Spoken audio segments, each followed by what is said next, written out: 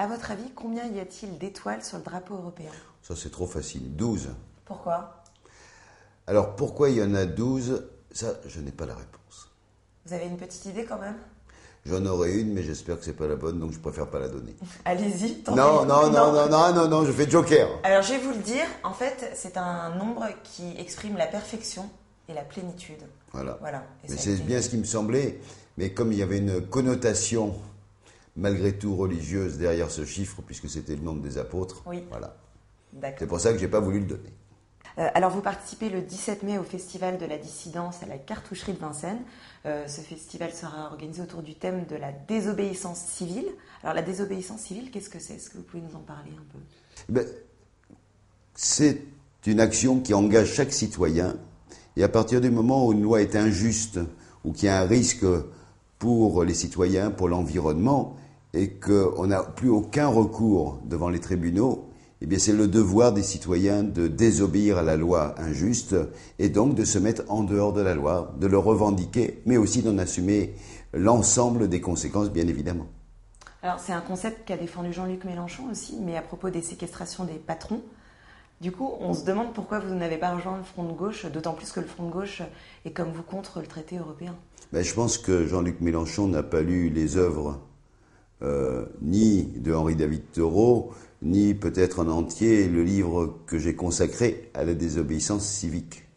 Et donc, on ne peut pas parler d'une séquestration ou d'une retenue de personnes comme étant un acte de désobéissance civique, puisque c'est dans un acte d'une grève. C'est pas du tout le même cadre. Donc, on ne peut pas parler et on ne peut pas faire l'amalgame entre la désobéissance civique qui impose un acte individuel dans un cadre collectif et d'une opposition à une loi. Là, on est dans le cadre d'une action syndicale à l'intérieur d'une entreprise, donc c'est un cadre complètement différent. Il ne faut surtout pas faire d'abus de langage. Est-ce qu'Europe Écologie pourrait devenir un parti politique? C'est une grande question. C'est votre souhait? Moi, ce que j'ai envie, c'est que l'aventure qu'on est en train de construire avec Europe Écologie, qui ressemble donc des gens qui viennent de milieux associatifs, qui viennent des Verts, du mouvement social, syndical, etc. Je pense que cette dynamique, elle a vocation à continuer. Dans quelle forme, j'en sais après rien. On va bien voir. On va déjà passer le vote du 7 juin, et puis on verra le lendemain, le 8, comment cette belle aventure continue, mais je pense qu'elle va continuer. En tout cas, c'est mon envie, en tout cas. Et si les résultats justement sont satisfaisants aux européennes, est-ce que vous pourriez présenter un candidat en 2012? Alors, 2012, ça me fatigue, 2012. On est en 2009, on est en train d'élire le Parlement européen, et pour nous, c'est le seul objectif. Alors ceux qui aujourd'hui parlent des élections européennes parce qu'ils pensent uniquement à 2012, ceux-là en fait ne m'intéressent pas beaucoup. Et ceux qui pensent à 2010 au Ceux qui régional? parlent de 2010, c'est pareil, on n'est pas encore dans les régionales, donc il ne faut pas tout mélanger, je crois que c'est tromper les gens. Là on est dans les européennes, donc on essaye effectivement de faire des propositions.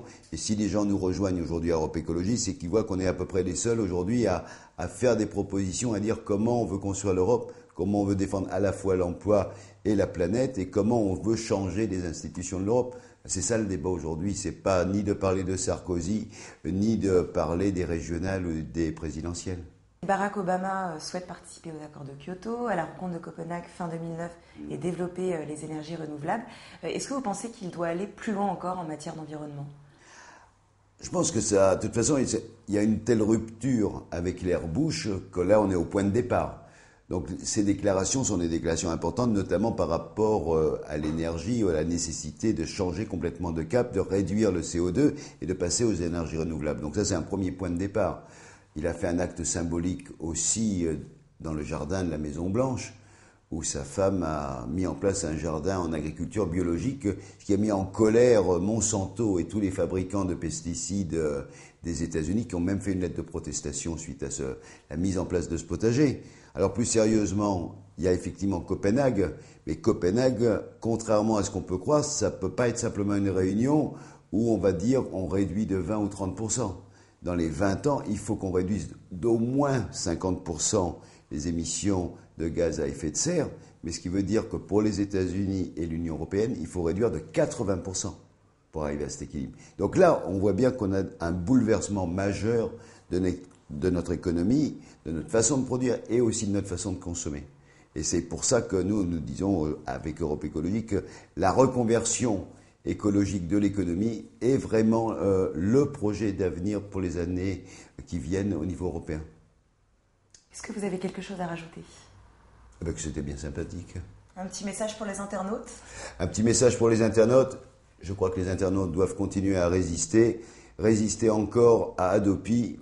On a gagné le combat au Parlement européen. Maintenant, il faut tout faire pour que le droit et la liberté de pouvoir aller sur Internet soient garantis en France comme dans le reste de l'Europe.